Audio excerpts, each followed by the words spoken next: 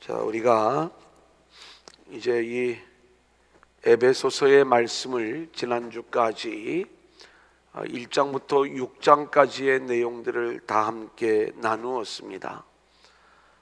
총 27번에 걸쳐서 말씀을 나누고, 오늘은 우리가 1장부터 6장까지의 말씀을 정리하는 그러한 시간을 갖도록 하겠습니다. 성경이 결코 만만한 말씀이 한 군데도 없죠.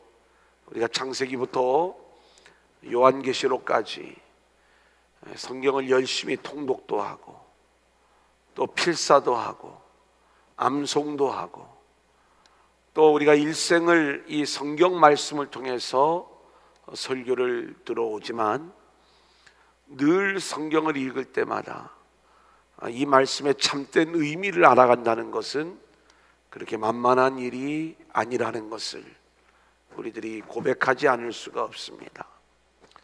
게다가 우리가 이 성경을 읽어 나갈 때 눈에 보이는 표면적인 내용으로 그 내용들을 읽어가거나, 아니면 악한 영은 늘 우리가 이 성경을 읽는 동안에도 참된 복음을 깨닫지 못하도록 땅의 이야기로, 그리고 사람들의 이야기로 이 내용들을 읽어가도록 교묘하게 우리를 유혹하는 거죠. 그러다 보면 우리는 원래 이 성경을 우리에게 주신 하나님의 본래의 의도를 놓치는 경우들이 많이 있고요. 그리고 복음적 시각에서 성경을 보면 참 쉽고 이게 은혜구나 하는 것들을 알 수가 있는데, 그렇지 않은 종교적 시각으로 성경을 보기 시작을 하면 결국 자기의 그리고 자기 영광으로 끝나버리는 그러한 모습들을 많이 보게 됩니다. 이 단계를 우리가 좀 깊이 들어가기 위해서는 가장 중요한 게 성경을 이해하고 또 깨닫는 일이에요. 그래서 우리가 열심으로 이 성경을 강해하고 또 배우고 또 듣고 그 과정들을 진행하고 있는 것입니다. 제가 새벽으로는 구속사 성경 통독을 진행을 하는데, 지금 2년 동안 진행을 하는 거예요. 1년에 한번 통독할 수 있는 분량으로 그 내용을 진행을 하는데, 이제 내년부터는 하루 한 장 말씀을 전하려고 합니다. 제가 이제 또 통독으로 준비를 하려고 하다 보니까 그거보다는 이제는 하루 한 장으로 우리가 하면 약 한 4년 정도 걸리겠죠. 그렇게 우리가 성경을 한번 진행해 나가는 것으로 좀 더 한 장을 자세히 다루는 그러한 내용들이 되겠습니다. 그런데 이 하루 한 장은 제가 주일마다 한 장 말씀을 중심으로 해서 설교를 이렇게 진행을 하는 이유가 있다고 말씀을 드렸죠. 왜냐하면 예를 들어서 요한복음 1장이다 그러면 원래 요한복음 1장만 하더라도 설교를 5편, 많으면 7, 8편을 만들어낼 수가 있어요. 그리고 그렇게 깊이 다루어 갈 수가 있어요. 에베소서도 제가 27번의 이 말씀을 끝냈는데, 사실은 한 장씩이면 6번이면 끝나는 내용이지 않습니까? 근데 이 수요일 날 말씀을 전하는 것은 사실 그렇게 만만하게 빨리빨리 나갈 수 있는 내용들은 아닙니다. 그리고 그만큼 어려운 본문을 가지고 제가 진행을 하기 때문에 좀 천천히 나가는 거예요. 중요한 건 제가 27번의 에베소서의 말씀을 전했지만, 우리 성도님들에게 에베소서가 도대체 어떤 말씀입니까? 이렇게 물어보면 편안하게 답을 할 수 있는 분들이 거의 없을 거예요. 왜냐하면 우리가 부분적으로 열심히 따라는 왔지만 또 계속해서 숲을 그려주는 그러한 일들을 제가 진행을 해왔지만 한 번에 그렇게 된다면 얼마나 좋겠습니까? 제가 요한계시록은 한 3번쯤 이렇게 강해를 해보니까 또 가르쳐 보니까 내용이 들어오더라고요. 로마서는 한 5번쯤 가르쳐 보니까, 여러분들이 가르치는 사람이 5번이면 여러분들이 읽으려면 몇십 번을 그걸 읽어야 되는 거예요. 그래야 그게 어떤 말씀인가를 알 수가 있어요. 로마서가 좀 더 저는 어렵다고 봅니다. 그런데 로마서에 못지않은 내용이 에베소서 1장부터 3장까지의 내용인 거예요. 그래서 우리 성도님들이 도대체 에베소서가 어떤 말씀입니까? 라고 이렇게 이야기할 때 물론 지식적인 대답을 할 수가 있어요. 또 수박 겉핥기식의 대답을 할 수가 있어요. 하지만 오늘 이제 함께 좀 제가 정리해 드리는 이 내용들을 잘 이렇게 좀 받아들이면 우리가 이런 내용들을 좀 배워왔구나, 이렇게 한번은 좀 정리하고 갔으면 좋겠다. 제가 요한계시록을 계속 온라인으로 교육을 하면서 제가 요구하는 과제가 있죠. 그 과제가 뭐예요? 오늘 배운 내용을 나의 언어로 정리해 봅시다. 내 언어로 정리를 하지 않으면 내게 안 되는 거예요. 그러니까 지식으로 그 강의를 알아듣고 내가 깨달았어요. 하지만 내 언어로 바뀌어지지 않잖아요. 그러면 그 다음 강의를 들을 때 지난주에 뭐 했더라, 그리고 보면 제목도 있고 교환도 있는데 도대체 뭐 했는지를 이렇게 쉽게 이렇게 할 수가 없어요. 다만 지난주에 내가 정리했던 말이 무엇인가를 한번 보면 이런 걸 배웠지, 이런 내용이었지. 그 자신의 언어로 정리해 놓은 걸 우리가 지금 8강을 하고 있잖아요. 총 12강이에요. 사실은 11강이에요. 12강은 좀 계시록을 이해하기 쉽도록 맨 마지막에 부록으로 좀 제가 잡아놓은 거예요. 혹시 또 시간이 12번에 이 내용이 안 되면 앞에 이제 그 10강, 11강을 한번 이렇게 좀 나눌 수도 있어요. 분량이 많아가지고 조금 고민을 지금 하고는 있습니다. 어쨌든 뭐 그 강의가 몇 번이냐 이게 그렇게 중요한 건 아니겠죠. 그런데 물론 이 이제 내용들을 우리들이 이렇게 이제 하나하나 진행을 해 나갈 때 1강부터 지금까지 배워온 내용들을 내 말로 이렇게 좀 잘 표현할 수 있다면 여러분들은 그 다음부터는 요한계시록을 읽어 나가는 게 어렵지 않을 겁니다. 그렇게 그래서 이 에베소서의 말씀도 내 언어로 이렇게 좀 바꿀 수 있으면 좋겠다. 이제 그 내 언어로 바꾼다는 게 되게 어렵습니다. 왜 어렵냐면 자꾸 훈련을 해야 돼요. 훈련을 하지 않으면 자꾸 어떤 언어로 나오냐면 남의 언어로 나와요. 그래 이제 목사님들이 설교를 할 때 신학서적을 참고를 해요. 신학서적은 신학적 언어로 쓰여져 있어요. 언어가 달라요.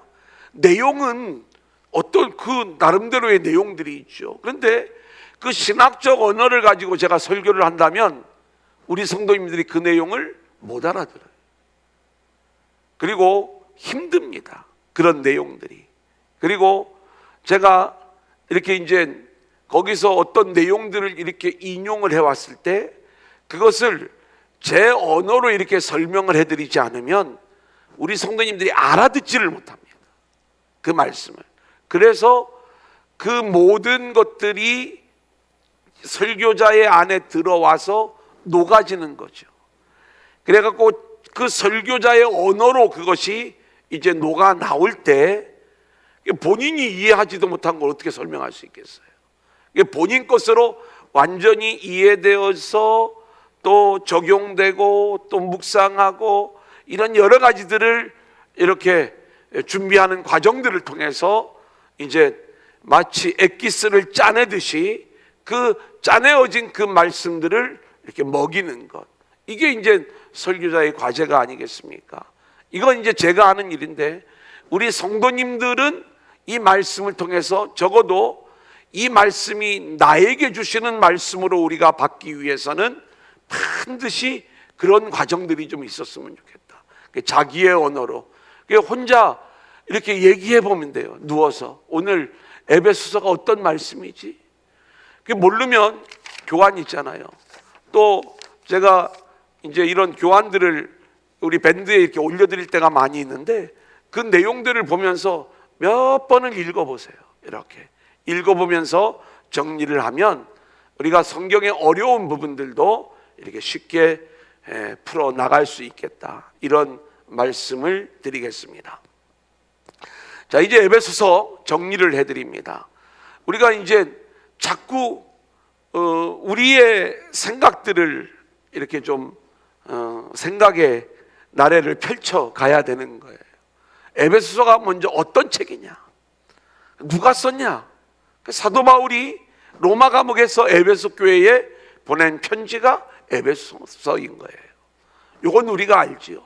그러면 에베소 교회는 어떤 교회냐, 도대체 사도 바울하고 이 에베소 교회는 어떤 관계에 있었느냐, 이건 우리가 사도행전의 도움을 좀 얻으면, 사도 바울이 3차 전도 여행 때 무려 3년여의 세월을 이 에베소에서 사역을 했어요. 사도 바울의 인생 속에서 3년이라는 세월은 어마어마한 분량인데, 그만큼 이 에베소 교회를 향해서 사도 바울이 얼마나 열정을 쏟아부었는가를 우리가 알게 되는 거죠.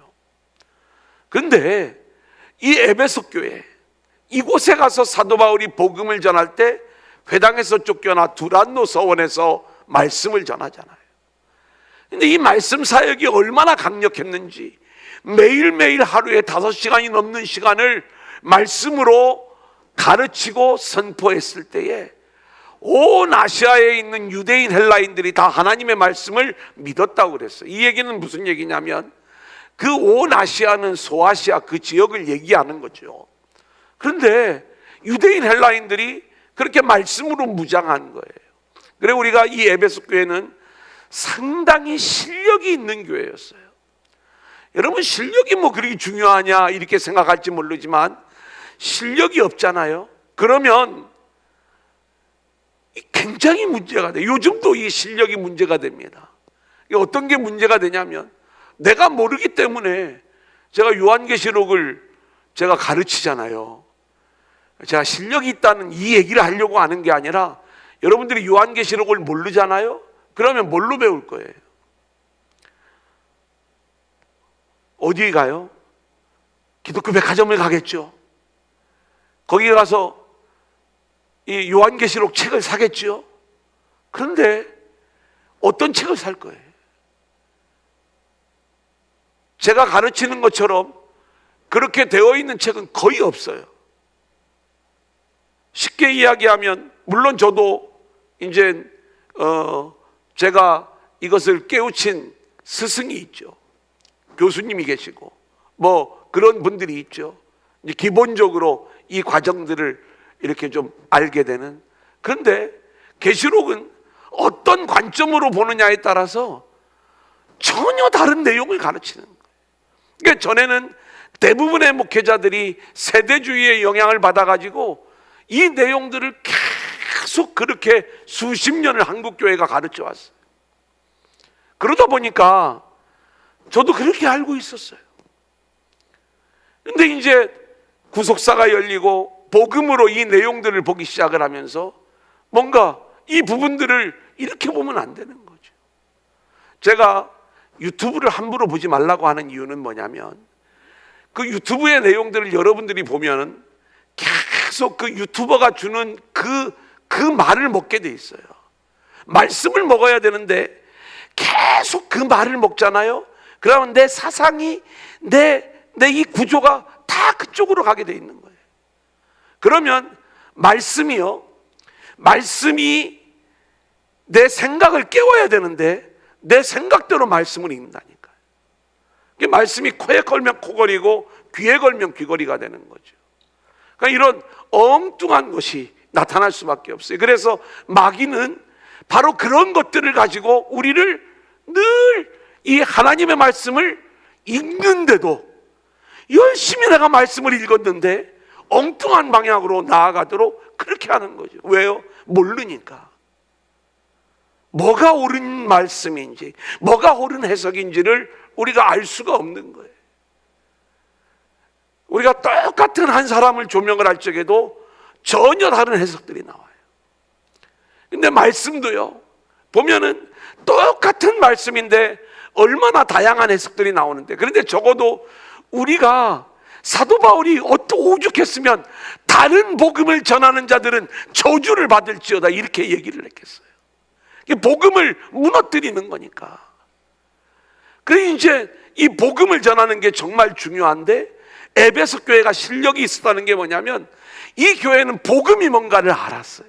스승이 사도 바울이었던 거예요. 사도 바울이 그 오랜 시간 동안 열심으로 그 성도들을 가르치다 보니까, 우리가 계시록에도 이 에베소 교회를 향한 칭찬과 책망의 이야기들이 나오지만, 이들은요 참된 복음이 뭔가를 알았기 때문에 가짜들을 분별해낼 수가 있었어요. 초대교회 당시에 가짜들이 얼마나 많이 있었냐면, 특별히 이 예루살렘에서 파송된 이 순회 전도자들은요 복음을 이야기하지만 실상 그 이면에는 율법과 할례를 얘기하는 거예요. 이 엉터리 복음을 가지고 와서 전하는데 그것을 붙잡으면 결국 지옥 가는 거예요. 망하는 거죠. 이걸 분별해내야 되는 거예요. 우리가 참된 복음의 사람으로 세워지기 위해서는. 그래서 이 에베소 교회는 이런 복음에 대한 실력을 갖고 있는 교회예요. 그래서 이 에베소 교회에 보내는 편지가 굉장히 수준 있는 내용이에요. 바울이 뭐라고 이야기하냐면, 바울이 지금 이제 로마의 감옥에 갇혀서 자신의 이제 그 상황에 이르기까지 하나님께서 그리스도 안에 담겨져 있는 놀라운 비밀의 경륜을 이 바울로 하여금 깨닫게 하신 거예요.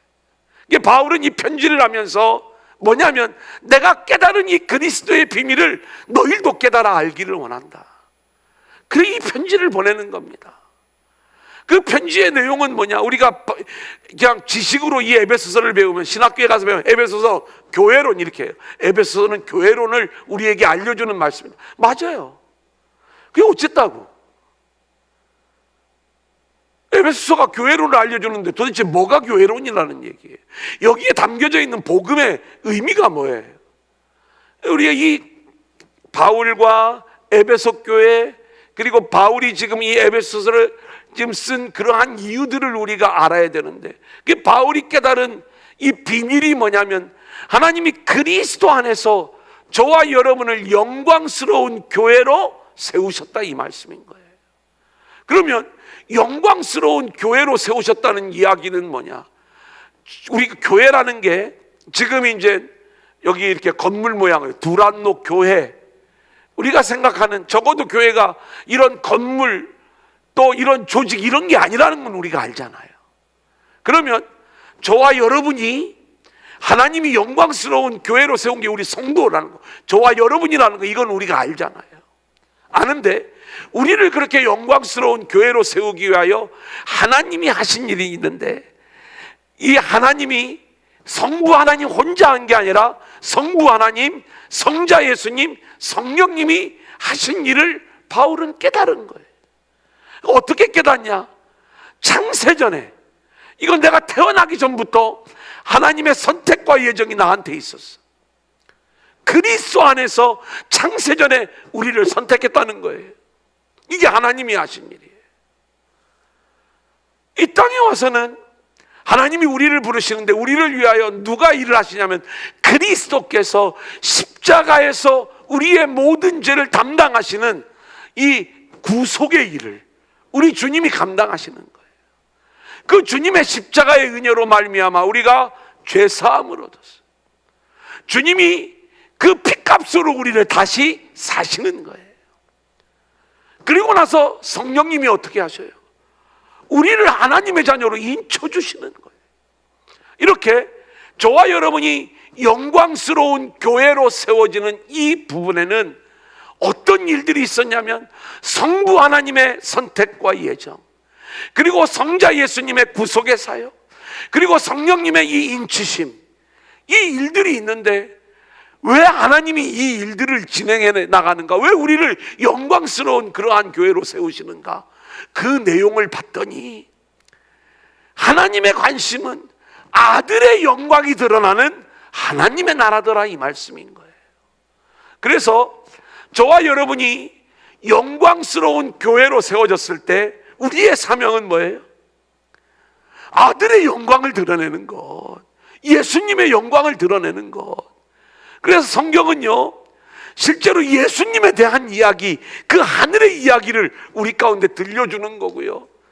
우리가 물론 삼위 하나님의 우리가 성부 하나님이 1등이고 예수님이 2등이고 성령이 이런 등수를 매길 수가 없지만, 실제로 성경에서 가장 우리가 굳이 뭔가 이렇게 어디에 더 중점을 두고 있는, 아버지는 아들에게만 관심을 가지고 있는 거예요.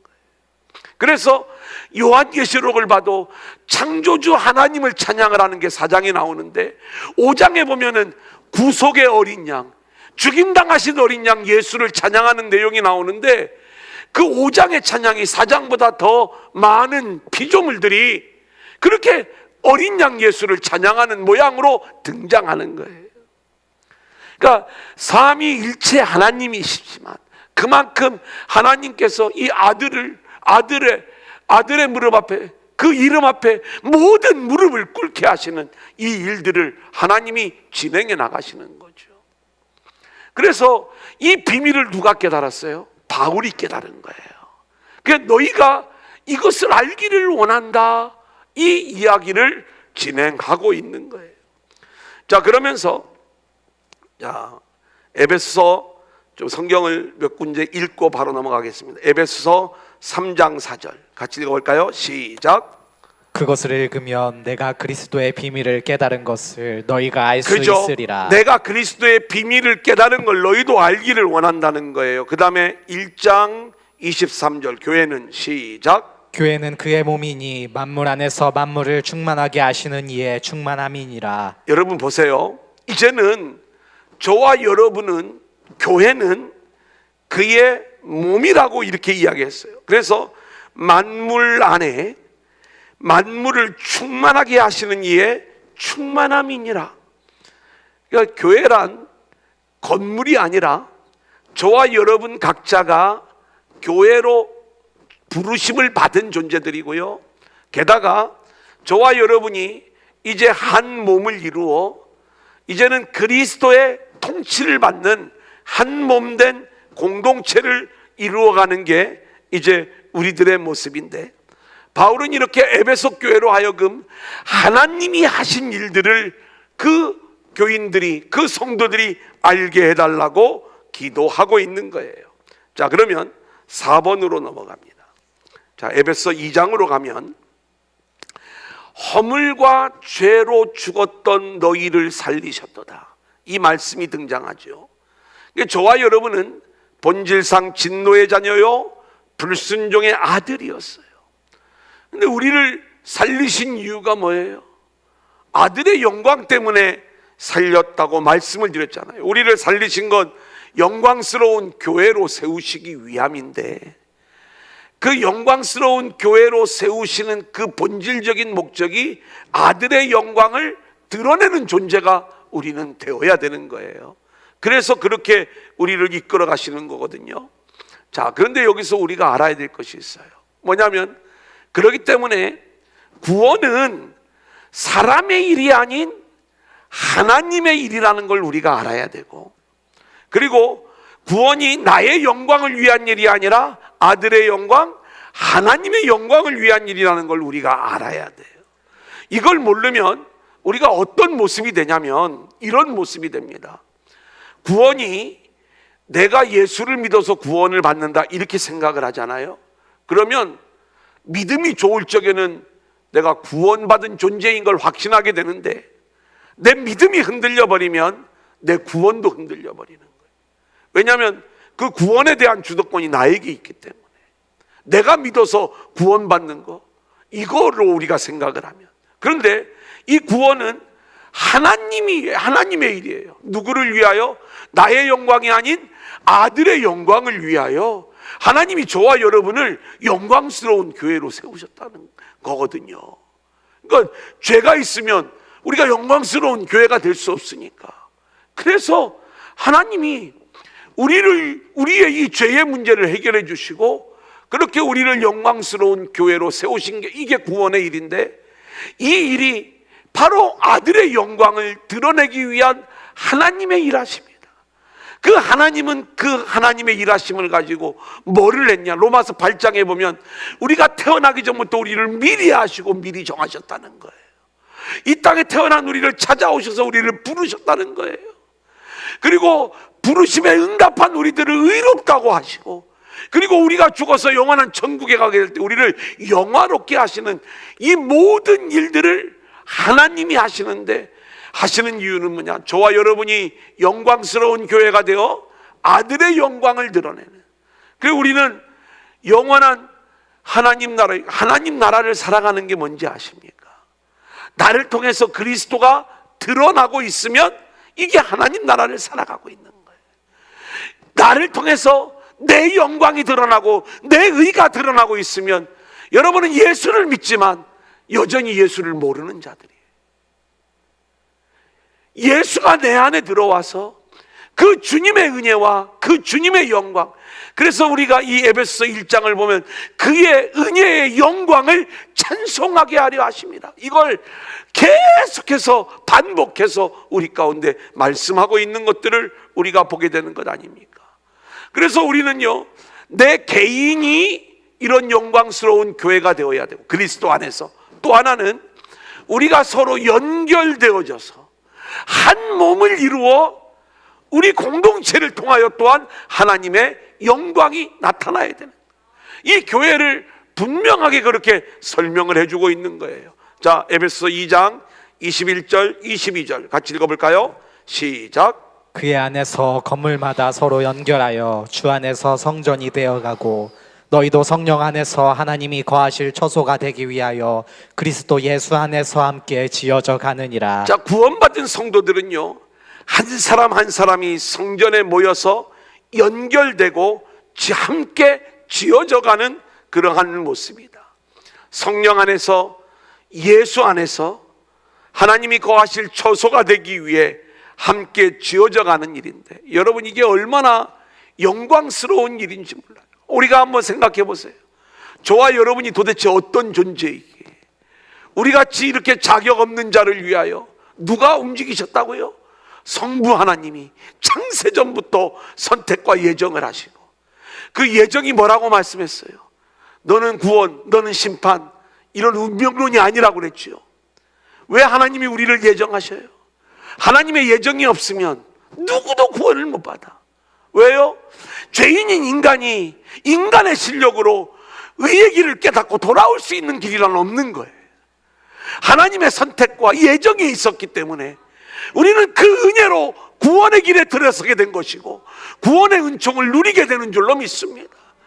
하나님의 일하심, 예수 그리스도의 구속, 성령의 인치심이 저와 여러분에게 부어져 그렇게 우리가 영광스러운 교회로 세워졌다는 게 얼마나 감동적이고 감격적인 거예요.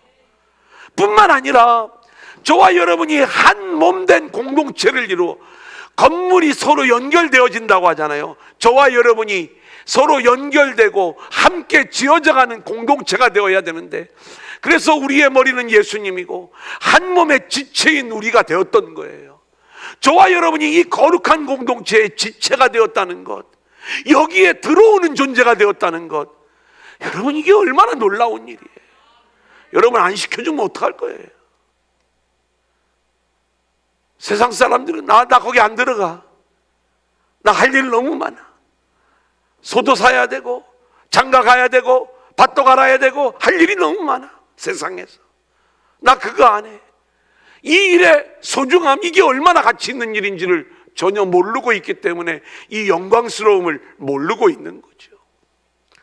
그래서 하나님은요, 우리의 이제 모습들을 위하여 에베소 2장 14절을 볼까요? 어떤 일을 하셨는가? 그는 시작. 그는 우리의 화평이신지라 둘로 하나를 만드사 원수된 것 그 중간에 막힌 담을 자기 육체로 허시고.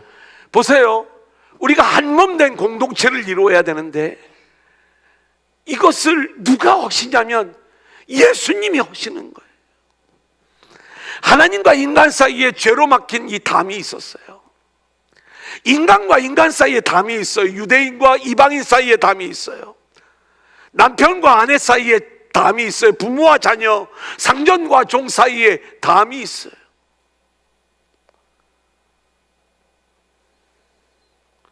우리나라 상황을 보면 교회 안에도요, 참 더 얘기하고 싶지가 않아. 너무 큰 담들이 많아. 이 담을 누가 무너뜨렸어요?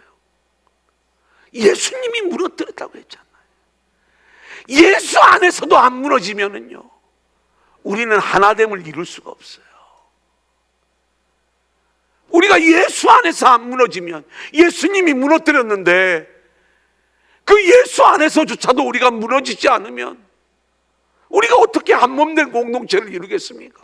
우리 주님이 한 몸된 공동체를 이루기 위해서 십자가를 지시면서 중간에 막힌 담을 하셔요. 우리가 한 몸된 공동체를 이루어야 아들의 영광을 드러내는 그러한 영광스러운 교회의 모습이 되는 것 아니겠습니까? 이게 우리 주님이 하신 일이에요. 근데 너무나 이 세상의 흐름들이 교회 안에 들어와서 너무나도 우리를 이렇게 막힌 담 속에서 어찌할 줄을 모르게 만드는 그러한 시도들이 얼마나 많이 있는지 몰라요.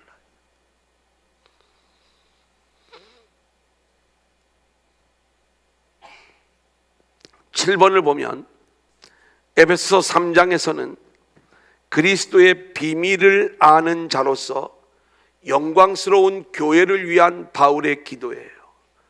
자, 그리스도의 비밀을 아는 자는 거기 6가지를 기록해 놨죠. 첫 번째, 자신이 하나님의 은혜로 복음의 일꾼이 된 것을 알아요. 내 실력이 아닌 하나님의 은혜예요. 두 번째, 자신이 어떤 존재인지를 알아요. 자격 없고 죄인된 인생인 걸 알아야 십자가가 보이는 거예요. 세 번째, 측량할 수 없는 그리스도의 풍성함을 우리가 알아야 되는 거예요. 이게 지금 사도 바울이 알고 있는 그리스도의 비밀이에요. 이 비밀 너희가 알기를 원한다고 했잖아요. 네 번째, 영원 전부터 감춰진 비밀의 경륜을 아는데 그것은 뭐예요? 죄로 인해 아무 자격 없는 자에게 측량할 수 없는 그리스도의 풍성한 은혜가 임한 사건이에요. 다섯 번째, 하나님의 무한하신 지혜, 그건 십자가의 지혜를 알게 돼요. 여섯 번째, 하나님이 예정하신 뜻을 알게 되고 담대함과 확신을 가지고 하나님께 나아가는 거예요. 그래서 바울은 이렇게 기도해요. 하나님의 영광의 풍성함을 아는 풍성함을 위한 기도, 그리고 속사람의 강건을 위하여 기도하고 넘치는 그리스도의 사랑을 알기를 위하여 기도하고 하나님의 충만, 그리스도만으로 충만한 인생이 될 것을 위하여 기도하는 거예요. 여러분, 우리가 성경을 보면 방주 이야기가 나옵니다. 이게 그리스도 얘기예요. 성막 이야기가 나옵니다. 이게 그리스도 얘기예요. 성전 이야기가 나옵니다. 이게 그리스도 얘기, 예수님 얘기예요. 근데 그 예수님이 진짜 하늘의 말씀이신 예수님이 왔어요. 놀랍게도요, 성막이 세워지고 나니까 그 성막 안에, 성소 안에 하나님의 영광으로 충만한 거예요.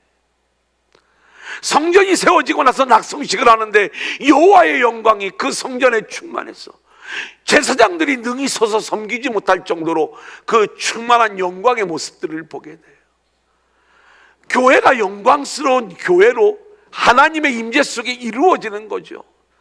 여러분, 그 성전의 실체이신 예수님이 태초에 계신 말씀이었는데 말씀이 육신이 되고 이 땅에 거했는데 우리가 그의 영광을 보았다, 이렇게 이야기를 하고 있어요.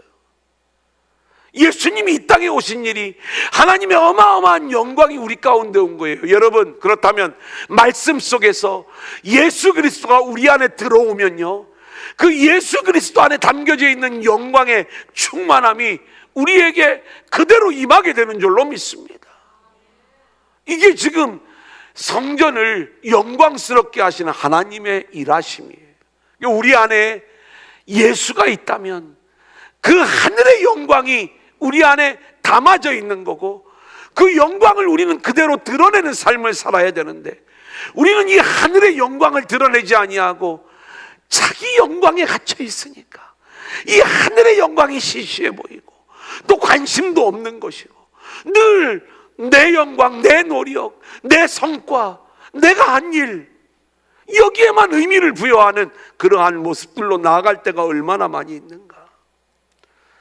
여러분, 저와 여러분이 얼마나 영광스러운 존재인지가 느껴질 수 있기를 소원하고, 그렇게 영광스러운 교회로 하나님께서 저와 여러분을 세우셨을 때 이것이 우리가 얼마나 존귀한 존재이고 축복된 존재인가를 깨달아 알 수 있기를 소원합니다. 그런데 우리는 예수를 믿는데요, 너무나 땅의 차원에서 믿는 거예요. 이렇게 죄 가운데 우리를 구원하여 영원한 하늘을 살아갈 수 있는 그러한 존재들로 하나님이 우리를 만드셨는데, 우리는 이 육적 생명을 가지고 이 땅에 왔지만 우리의 진짜 생명은 영원한 세계를 살아가는 그 생명인데, 이 영원한 생명의 세계의 소중함을 알지 못하고 이 땅을 살아가는데 육적 생명을 위하여 모든 가치를 거기에다 쏟아 부으면서, 하나님 나 이거 필요해요, 이것 좀 해주세요. 하나님이 안 들어주셔, 삐져요. 하나님 나 이것 좀 들어주세요. 다 땅의 거야. 땅의 것을 제가 구하지 말라고 이런 말씀을 드리는 게 아닙니다. 더 본질적으로는 우리가 하늘의 소망을 가진 자로서, 하늘의 그 기쁨을 가진 자로서 살아가다 보면 땅의 것에 내가 종에 위치해 있든지 상전에 위치해 있든지 이게 중요한 게 아니에요. 내가 어떤 자리에 있든 하나님의 영광을 드러내는, 내 안에 그 영광이 나타나 하나님의 영광을 드러내는 자들로 우리 모두가 세워지게 되는 줄로 믿습니다. 자, 그 다음 4장부터 6장까지의 이야기, 이제 영광스러운 교회로 하나님이 우리를 세우셨다면 우리는 어떤 삶을 살아야 되냐면, 그 영광을 드러내는 교회의 삶이 우리 가운데 나와야 되는 거예요. 이게 복음의 삶이라고 말씀을 드렸죠. 그래서 4장에서는 이 복음의 삶의 내용을 부르심에 합당하게 행하라 라고 말씀하고 있고요. 그리고 하나님이 하나 되게 하신 것을 지켜라. 자, 저와 여러분 개인이 그리스도가 우리 안에 임재하여 계시는 성전이라고 했고요, 우리 서로가 연결되어 하나된 공동체를 이루어 주님의 영광을 드러내는 교회가 된다고 했어요. 그러면 우리 스스로는 부르심에 합당한 모습이 나와야 되는 거고, 물론 이게 공동체적으로도 나와야 되지만, 이 성령의 하나 되게 하신 일은 우리의 노력으로 하나를 이루는 게 아니라 성령님이 우리를 하나로 묶어 놓으셨어요. 그걸 깨뜨리지 말라는 거예요. 악한 영은 그걸 깨뜨리려고 그래요. 여러분, 우리가 오늘 또 마지막 부분에 마귀의 관계를 배우겠지만, 이 마귀는요 참 교묘한 거예요. 눈에 보이는 거 갖고 우리를 유혹 안 한다니까요. 여러분, 오늘 저녁에 내가 집에서 텔레비 볼래, 아니면 교회 와서 예배 드릴래, 이거 갖고 지금도 싸우고 있다면 눈에 보이는 싸움이에요. 마귀는요 우리를 교회 오게 한 다음에 마땅히 우리가 십자가를 붙들고 하나님의 영광을 드러내는, 아들의 영광을 드러내는 그 모습으로, 그 은혜를 붙잡는 모습으로 우리가 오늘 예배자로 세워져야 되는데, 우리는 이 예배를 나의 의로 삼아버린다니까요. 마귀가 교묘하게 예배 드리게 하고 죄짓게 만드는, 주님의 십자가를 붙잡지 못하도록, 이게 마귀가 늘 이 우리의 어떤 영광, 이 부르심에 합당한 삶을 살아가는 이 일을 못하게 하는 거고, 또 하나는 성령의 하나 되게 하신 것들을 자꾸 깨뜨리는, 그 나의 의를 주장하잖아요. 그러면 교회는 깨지게 되어 있어요. 늘 우리에게는 의가 없음을 고백해야, 누구의? 하늘의 의. 나도 의가 없고 너도 의가 없어. 아멘 좀 하셔요. 그죠? 그러면 우리에게는 누구의 의만 있는 거예요? 예수님의 의, 하늘의 의로만 우리가 하나가 되는 거예요. 이것을 무너뜨리려고 하는 게 마귀예요. 마귀는요, 나는 옳고 너는 틀린 거야. 늘 비난해. 또 비난도 할 만해. 내가 좀 더 나은 것 같아, 앞만 봐도. 그죠? 상대방을 보면 속이 터져 그냥. 그죠? 왜 저 모양인지 몰라. 다 그렇잖아요.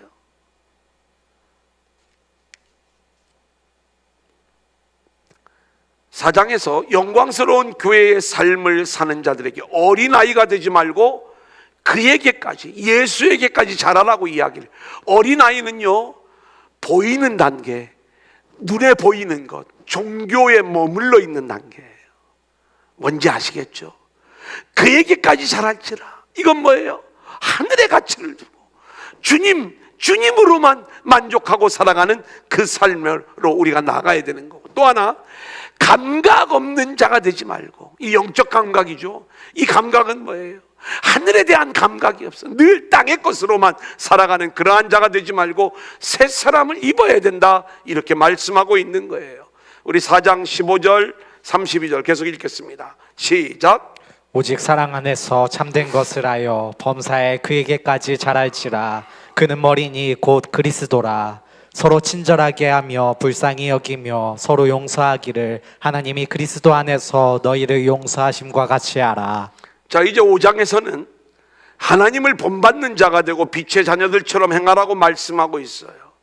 그 빛의 자녀들로 행하는 삶이 어떤 삶인가 봤더니 세월을 아끼는 삶이에요. 세월을 아낀다는 얘기는 시간 관리가 아니라고 그랬죠.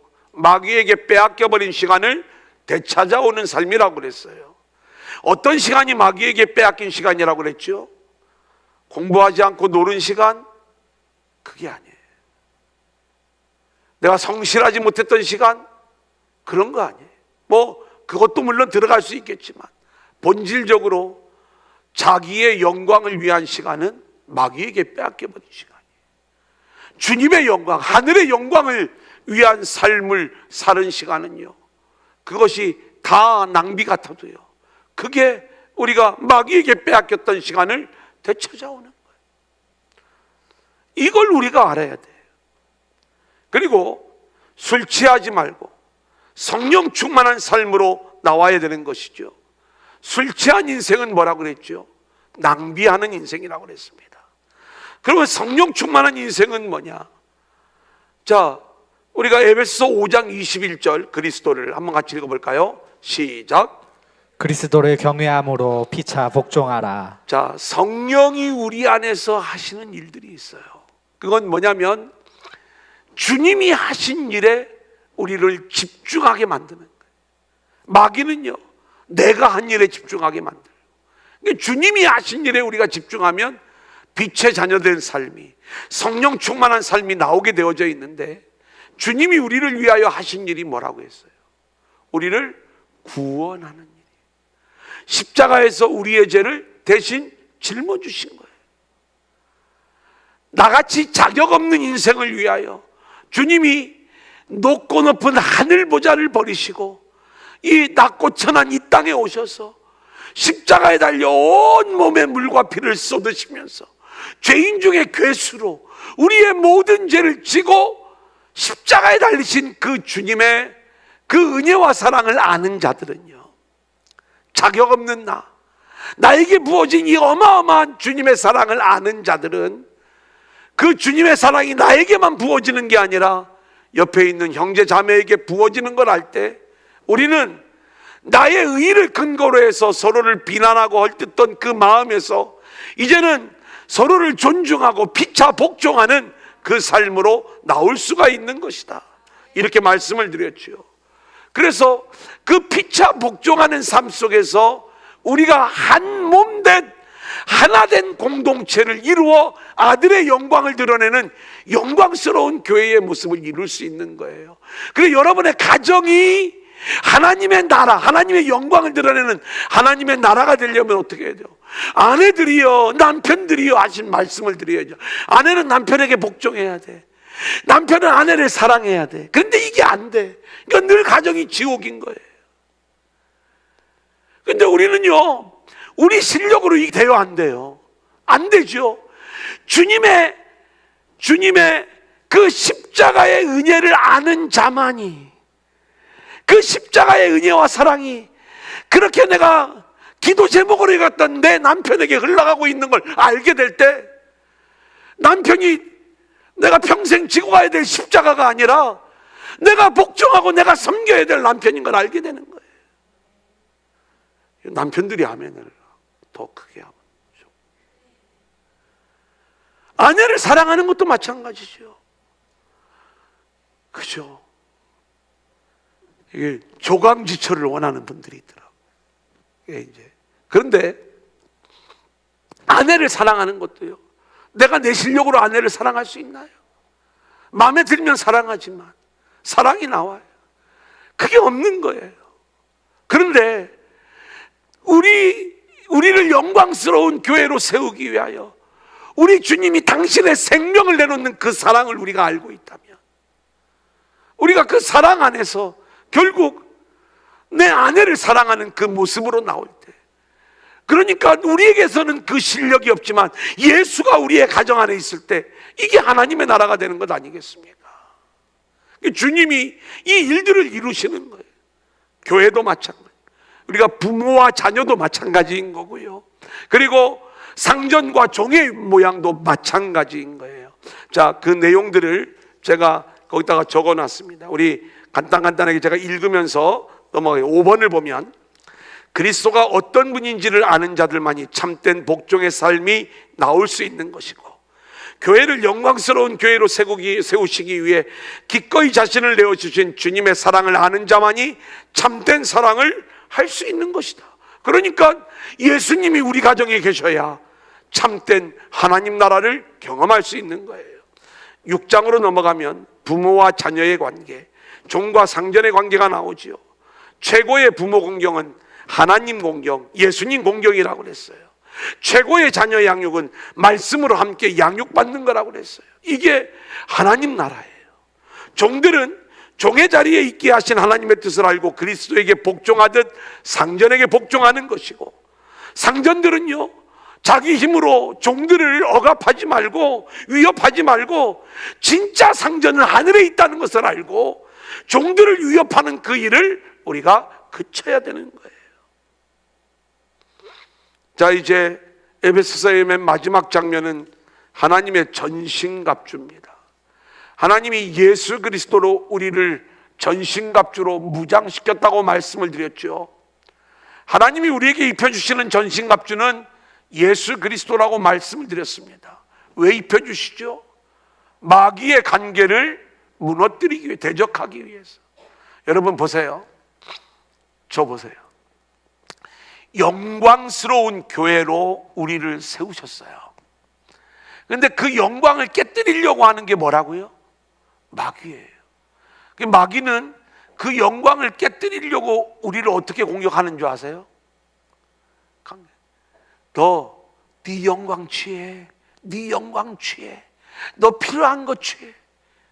그러니까 하나님의 영광 말고 너 영광 있잖아, 그거 취해. 이게 마귀의 관계예요. 아까 얘기했죠.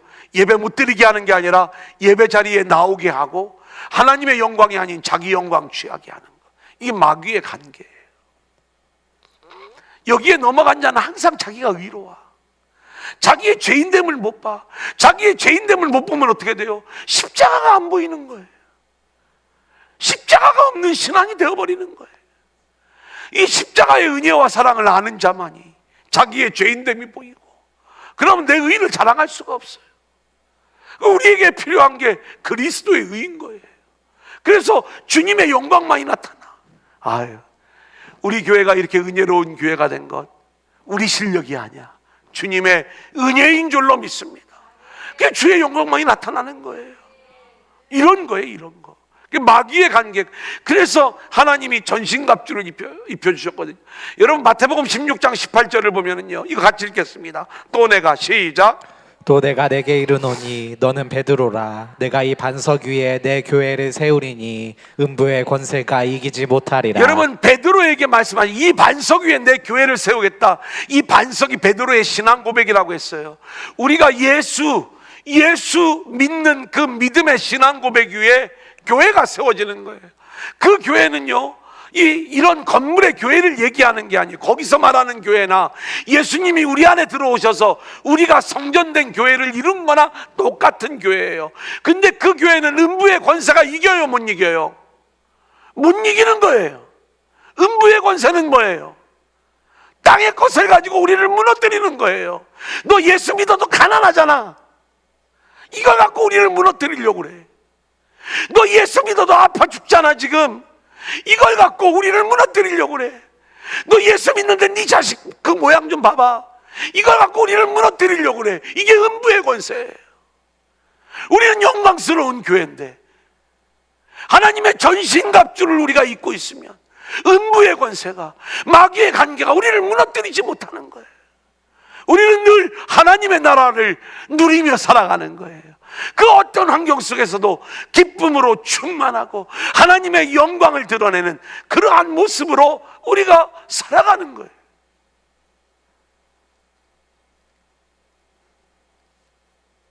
하나님이 하셨다잖아요. 이 정말 성경이 어디 하나 틀린 데가 있습니까? 다른 말씀, 여기서는 왜 이 말하고 저기서는 다른 말 하냐? 표면적으로 읽으니까 그런 거예요.